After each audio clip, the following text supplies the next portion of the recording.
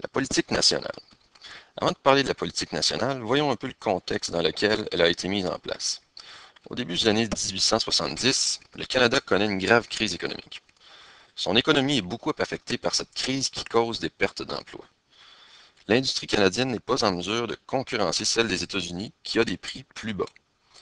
Alors que le Canada s'en va en élection, en 1878, Johnny MacDonald, chef du Parti conservateur, propose une solution à la crise. C'est la politique nationale. Cette politique a trois objectifs.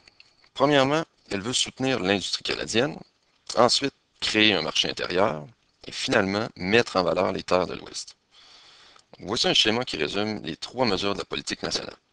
La hausse des tarifs douaniers, qui fournit des revenus au gouvernement permettant la construction d'un chemin de fer, qui lui met en valeur les terres nouvelles, les terres de l'Ouest, qui vont être peuplées éventuellement par une immigration importante. Donc maintenant, voyons tout cela plus dans le détail. Premier point, la hausse des tarifs douaniers. Donc, la politique nationale prévoit l'imposition de tarifs douaniers sur les produits qui proviennent de l'étranger. En faisant cela, elle protège les compagnies canadiennes en faisant augmenter le prix des produits étrangers. Par conséquent, les produits étrangers sont plus chers, ce qui pousse les consommateurs, logiquement, à acheter des produits canadiens. Cette politique économique est de type protectionniste. Donc, les revenus qui sont générés par ces tarifs sont investis dans la construction d'un chemin de fer transcontinental qui va traverser le pays. Sur cette image, on peut voir les effets de cette politique protectionniste. Donc, il y a premièrement les manufacturiers américains qui regardent par-dessus le mur qui représente la politique nationale. Ensuite, deux enfants au premier plan qui représentent les Canadiens qui bénéficient de cette politique-là. Donc, celui de gauche représente les travailleurs, tandis que celui à droite porte un chapeau où on peut voir qui est inscrit agriculteur canadien. Donc, ces deux enfants se partagent les profits qui sont représentés ici par un gâteau.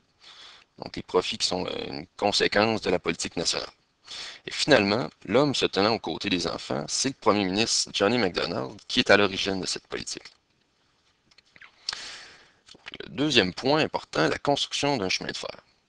La politique nationale vise la construction d'un chemin de fer qui traverse tout le pays d'est en ouest. Comme on l'a dit tout à l'heure, un chemin de fer transcontinental. Ce chemin de fer est indispensable parce qu'il permet de transporter des marchandises plus facilement et aussi beaucoup plus rapidement.